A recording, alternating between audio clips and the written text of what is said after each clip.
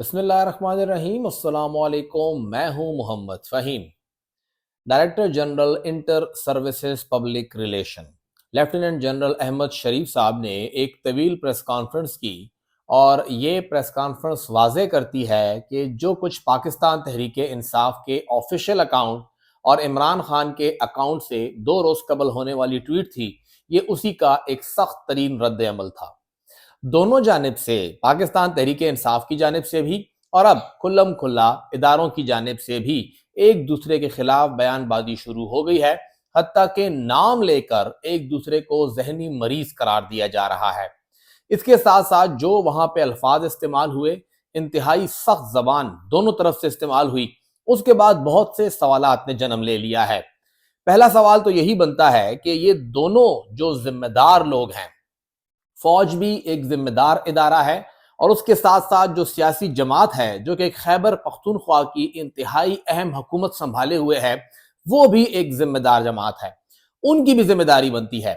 دونوں کی جانب سے آخر کیوں الزامات در الزامات کا رستہ ہی اپنایا جا رہا ہے، اور جب یہ دونوں ایک دوسرے پر بدترین الزامات لگا رہے ہیں جس کا کوئی سر پیر بھی نہیں ہے، جو الفاظ استعمال ہو رہے ہیں، دونوں ایک دوسرے کے رہنماؤں کے خلاف بات کر رہے ہیں۔ ایک جانب سے جو field marshal general Syed Asim Munir صاحب کے بارے میں بات ہو رہی ہے، دوسری جانب سے عمران خان صاحب کے بارے میں جو بات ہو رہی ہے، تو یہ دونوں انتہائی اہم شخصیات ہیں اور پوری پاکستان کی عوام اسی بات پہ حیران ہے۔ بلکہ اگر خیبر پختونخوا کی عوام کی بات کی جائے تو ایک جانب انہوں نے ایک شخص کو 90% سے زائد کا مینڈیٹ دیا ہوا ہے، دوسری جانب دوسرے شخص کے پورے ادارے کے اوپر ایک تحفظ اور ذمہ داری کا احساس ہے۔ خیبر پختونخوا کی عوام، پاکستان کی عوام انہیں دیکھ رہی ہے کہ وہ انہیں تحفظ فراہم کریں گی، ان کے اوپر یہ ذمہ داری ہے۔ تو دونوں جانب خیبر پختونخوا کی عوام اس وقت ایک شش و پنج میں مبتلا ہے کہ ہم کس جانب دیکھیں۔ خیبر پختونخوا کی حکومت نے ابھی تک D G I S P R کی پریس کانفرنس کے اوپر کھل کر کوئی بات نہیں کی ہے، سوائے صوبائی جو ترجمان ہے یا معاون خصوصی ہیں انفارمیشن کے شفیع جان صاحب، انہوں نے کہا ہے کہ جو الفاظ استعمال کیے ہیں D G I S P R نے وزیر اعلیٰ خیبر پختونخوا سہیل آفریدی صاحب کے بارے میں، اس پر انہیں معافی مانگنی چاہیے۔ اب اس تمام صورتحال کے اندر 7 دسمبر کا جلسہ آ رہا ہے پشاور کے اندر، اتوار کے روز دوپہر 12 بجے حیات آباد سپورٹس کمپلیکس میں جو سپورٹس کا گراؤنڈ ہے، جو وہاں پر فٹ بال گراؤنڈ ہے، وہاں پر یہ جلسہ ہوگا اور سہیل آفریدی وہاں تقریر کریں گے۔ ہماری اطلاعات کے مطابق پاکستان تحریک انصاف اس تقریر کے اندر جو مندرجات ہے اس کے اوپر اس کے اندر کچھ اختلافات ہیں، اور اختلافات ایسے ہیں کہ مشاورت ہو رہی ہے۔ ایک جانب سے یہ کہا جا رہا ہے کہ Sohail Afridi already all out جا رہے ہیں، عمران خان صاحب کے اکاؤنٹ سے بھی کھل کے بات ہو رہی ہے، تو سہیل آفریدی صاحب کو بھی اس جلسے کے اندر جو تقریر کرنی ہے وہ آل آؤٹ کرنی ہے، یعنی ان تمام الفاظ کو استعمال کرنا ہے جو کہ عمران خان صاحب استعمال کرتے ہیں، ان تمام شخصیات کو ٹارگٹ کرنا ہے جنہیں عمران خان ٹارگٹ کرتے ہیں، کیونکہ ادارے کی جانب سے ان کی جماعت اور ان کے سربراہ کو ٹارگٹ کیا گیا ہے، تو لہٰذا آپ کا رسپانس بھی اسی نوعیت کا اور اسی شدت کا ہونا چاہیے۔ لیکن ساتھ ہی پاکستان تحریک انصاف کے اندر ایک ایسا بھی دھڑا ہے یا ایک ایسا سیگمنٹ بھی ہے جو یہ سمجھا رہا ہے کہ نہیں،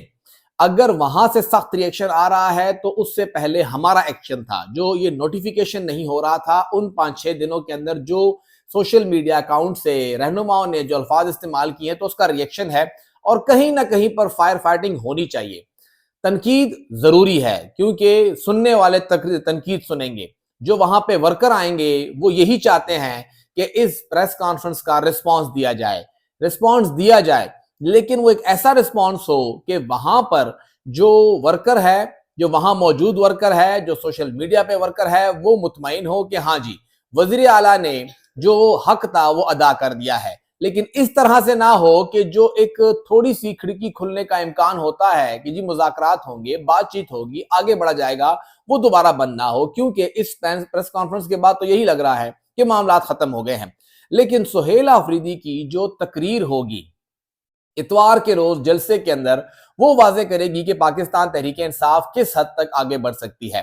واضح کیا ہوا ہے عمران خان نے، وہ تو پولیٹیکل راستہ نہیں نکال رہے ہیں، بلکہ وہ ایک ہی بات کر رہے ہیں کہ جو کچھ 8 فروری کو ہوا ہمارے ساتھ ہوا، جو کچھ 9 مئی کو ہوا، ان سب کا ازالہ ہونا چاہیے۔ وہ پرانے وقت کے اوپر مٹی ڈال کے آگے بڑھنے کو تیار نہیں ہیں، جبکہ دوسری جانب سے یہ امید کی جا رہی ہے کہ آگے بڑھیں، لیکن اگر آگے نہیں بڑھ رہے ہیں تو ہم پچھلے زخموں کو جو ہے وہ تازہ کرتے رہیں گے۔ سہیل آفریدی صاحب کو جو ذمہ داری دی گئی ہے، اس تمام کے اندر ایک بات تو طے ہے کہ سہیل آفریدی تنہا ہیں۔ سہیل آفریدی کے ساتھ موجودہ قیادت کے اندر کوئی بھی موجود نہیں ہے۔ سہیل آفریدی کے ساتھ نہ تو بیرسٹر گوہر کی قیادت موجود ہے کہ وہ ان کے ساتھ اسی ٹون میں چلے، اسی بات میں چلے جو کہ عمران خان کر رہے ہیں۔ سہیل آفریدی کے ساتھ نہ تو بیرسٹر سلمان اکرم راجہ صاحب اس طرح چل رہے ہیں جس طرح عمران خان چاہتے ہیں۔ سہیل آفریدی کے ساتھ نہ تو جنید اکبر اس طرح چل رہے ہیں اور نہ ہی سہیل آفریدی کے ساتھ علی اصغر صاحب چل رہے ہیں۔ یعنی تنظیم جو ہے وہ سہیل آفریدی کے سامنے ہاتھ کھڑے کر چکی ہے،